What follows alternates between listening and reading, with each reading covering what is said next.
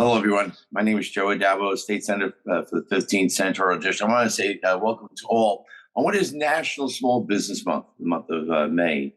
And where would we be without our small businesses, the backbone for our communities, employing so many of our local residents? But it's so important that we have this National Small Business Month to make, certainly highlight the small businesses, but also not only highlight the importance of them, and they are truly important, but what we need to do for these small businesses. So many of these small businesses are being hampered with high cost of utilities and high cost of rent, trying to find workers, competing with online businesses. So really, it's about how do we not only highlight the importance of these small businesses, but how do we help them? How do we find them to have a brighter future going forward?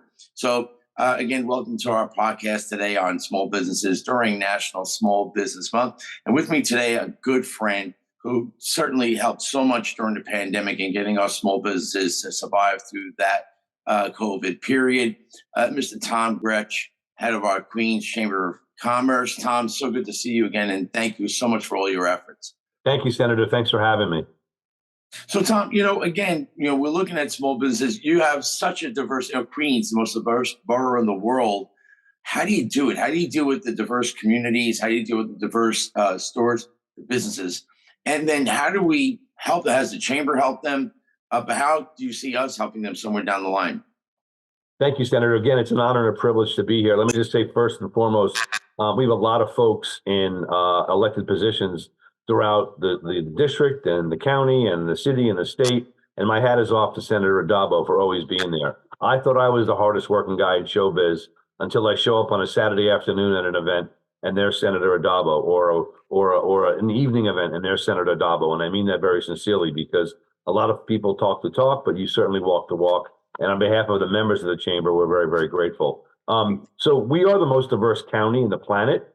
There are 3,000 counties in America, and we're the most diverse by far. And to just go out to the Queens level first, within our borough, we're 2.4 million people, a couple of hundred different languages. The numbers change all the time. But if Queens was a separate city in our country, we'd be the fourth largest city in America, bigger than Boston, Houston, Philly, New Orleans, you name it, we're bigger. And the diversity in that kind of environment with that kind of scale really is something to behold, because with all the different nationalities and all the different people that are born in other places that come here, many of them come here to live the American dream. And if you think about it a little bit, my grandparents came off the boat 100 years ago, and I believe Senator Addabbo's as well, and many people in Queens are from that environment. The first thing they do is obviously try to find employment, but because of their native language skills, right? Maybe they have English as a second language, they jump into something they know from their home country, right? Whether it's a restaurant, a service business, what have you. And we love the fact that they're taking up residents in Queens and growing the economy. And Senator, you're spot on right. Between inflation, the post-COVID situation, although I will tell you, thank heavens, we're kind of out of that post-COVID. In the past, in 2020, 21, 22, you heard more and more about people that had it as a regular occurrence. Now you hear more about people that, oh, I heard somebody had it, but nobody, they're few and far between, which is a blessing. And so we're kind of back in full swing in business in Queens. We had 6,000 restaurants, for example, in Queens County. We lost 1,000 of them during COVID. That's the bad news. The good news is in Senator Addabbo's district, we were there a couple of weeks ago at a Guyanese place. I'm doing ribbon cuttings and grand openings left and right, which is a great thing. Again, I look at it as my job is to let people like Senator Addabbo know and his colleagues in the Senate and the Assembly know where we need a little bit of tweaking, a little bit of help. But I can tell you right now that some of the work that you've done with just the awareness of the chamber helps all of our small businesses in the sense of a rising tide definitely lifts all boats. I tell you, Tom, you mentioned the pandemic, and it's good to see us come back, rebound a bit. I know many of my stores, and I have a list of, the issues that when you talk to the small businesses, what they're still facing. Finding workers post-pandemic has been a real challenge for them as we look at the challenges that they face. But again, you were the go-to for us, for me personally, during that pandemic period where businesses are looking for information, city, state, federal, what's available, what loans, grants, whatever, get them just to survive. you were my go-to. You in the Queen's Chamber, you were my go-to, and you were the portal, and you had all the resources. I want to say again, thank you for many of the stores who are existing today are only existing because of the work of the Queen's Chamber, certainly in our borough. So I want to say thank you. Again, talking to the small businesses, crime is always an issue. Obviously retail theft. I'm thankful we were able to address it a bit in the state budget, but crime, store options, finding the appropriate amount of stores in the community. Parking is always an issue, but government regulations. How is government? We should help them, but many stores see, many businesses see, the government as the enemy. The regulations. Right. And I mentioned online shopping as a competition, access to capital, loans, grants, anything to help them invest, expand. Finding a problem there. Increase, like I mentioned, expenses, utilities, taxes, rent, always an issue. And the economy itself, the inflation, it does help. How does the chamber, because again, I guess you got to look at these depending on where the situation is existing, where the challenges, how does the chamber address these items going forward? Allow me to unpack at least two of those issues. Number one is retail theft, and the other two are financing options. So retail theft is a remarkable thing. And sometimes when you have an opportunity to focus on stuff, and everybody in this day and age gets hundreds of emails and texts a day, but part of my job and the job of my team is to sit and think and act and do. And the thinking part about retail theft, this is why it's such an insipid, horrible problem. Number one is the sense of lawlessness, right? That we're not being protected by our government at every level, right? That's a big challenge for people, the fear factor. But on a real visceral level, right? Whether it's a bodega, a variety store, a restaurant, somebody comes in and takes items, right? Without impunity, there's no deterrent there, right? And so when it comes to retail, some of the most high cost things at a small variety store or a bodega or even a chain store are things like razor blades, deodorant, and detergent, right? Things that everybody needs, right? You go to a store and they're locked up, you automatically get a sense of not being safe. And the problem is the average person goes into that store or doesn't go into that store out of fear. And what do? They shop online. So you literally take the person out of the store where they buy this and they buy that. And before you know it, they spend $50 or $75 on whatever. And when they buy those high ticket items, which are under glass, and they go to online store, you literally rob the vendor, you rob the store. That's a bad choice of words, I guess, rob, but you take away a great source of the revenue. It's the higher margin item.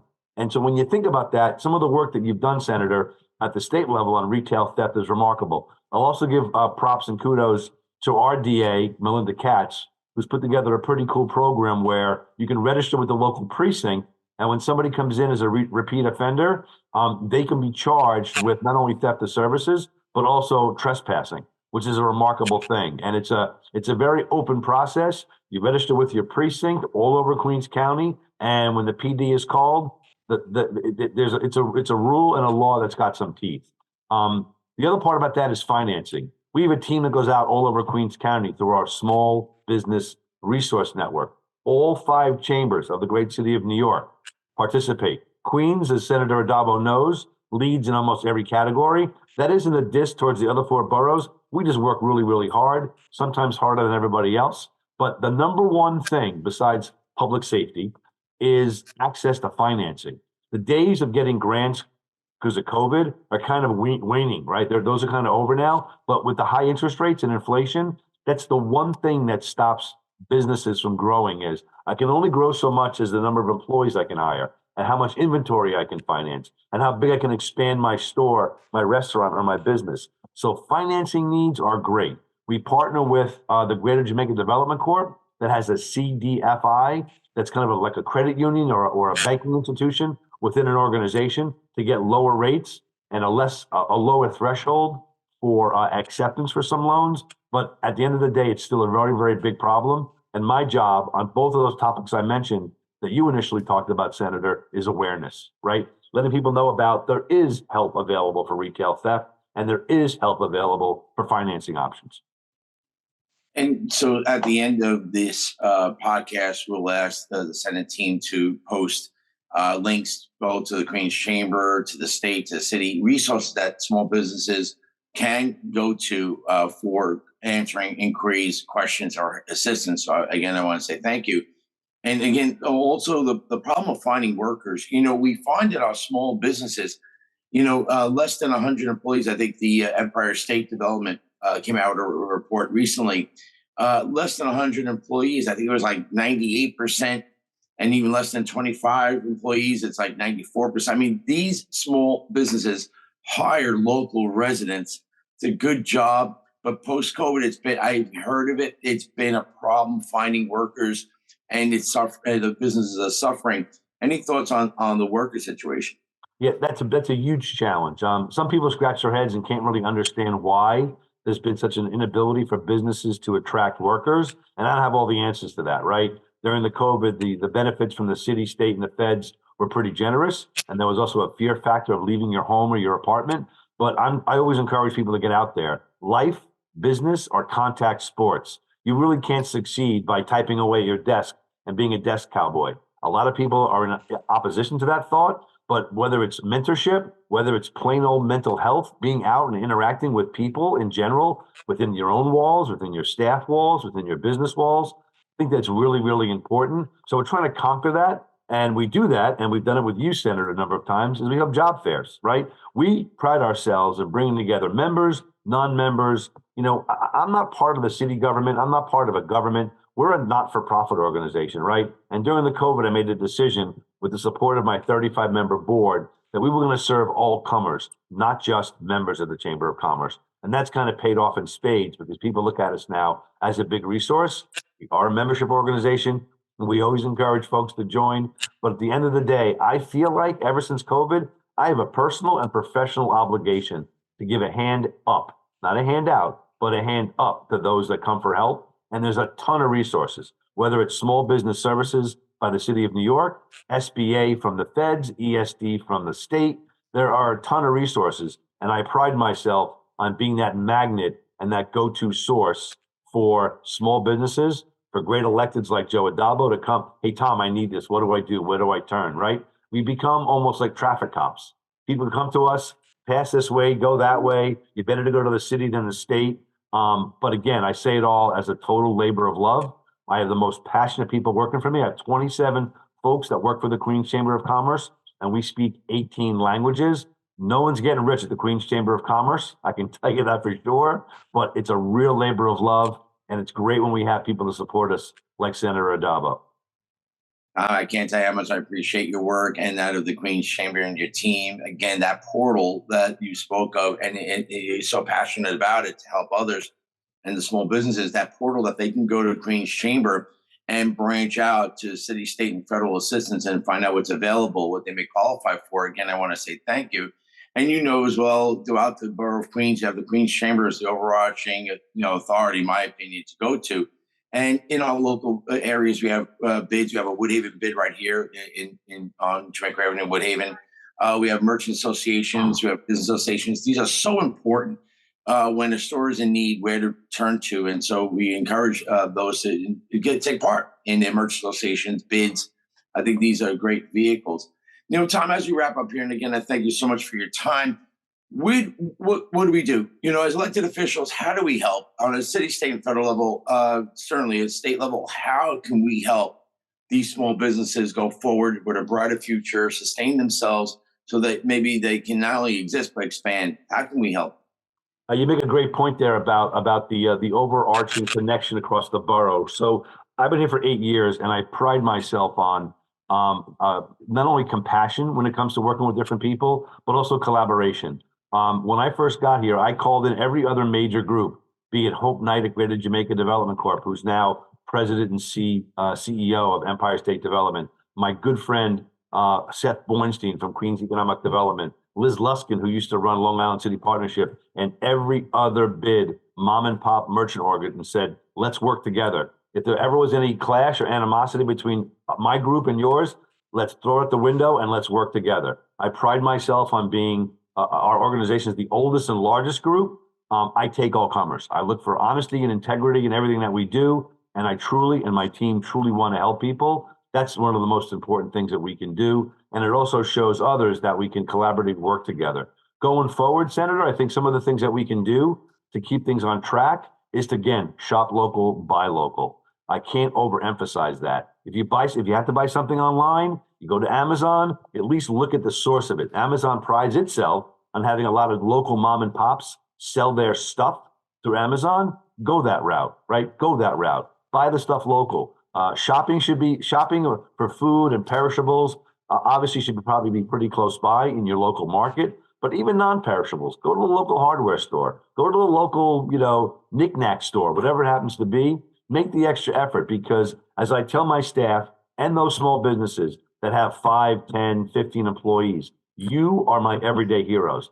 90% of our members, 90% have 10 or fewer employees. I always tip my hat to those business owners who put their financial prosperity and their financial existence on the line every time they crack open that door or turn on that computer. Because if they got 10 employees, those 10 people are paying mortgages and rents, and we go to applaud and help those business owners who are extreme risk takers to help them out. And again, I think between the Chamber of Commerce and our brother and sister organizations throughout Queens and well-known elected officials like Senator Addabbo and others that are out there, I think we're going to be fine and prosper. And I'm very grateful for this opportunity. Again, Tom, Gretch from the Queens Chamber of Commerce. I know you'll call upon me when you think of an idea and you think we can help on certainly state level, but I want to again express my appreciation for the work that you do for our small businesses. For everyone listening, I want to say thank you because it is National Small Business Month. Please get out there, support your small businesses, the backbone of our community. I want to thank Anne-Marie Costello, my press secretary, special events coordinator, for putting this together, and my Senate team up in Albany for again allowing us to sound so good today and look so good. Thank you so much. I want to wish all the best. Be safe. Thanks again, Tom. Take care, everyone. Bye-bye. Thanks, Senator.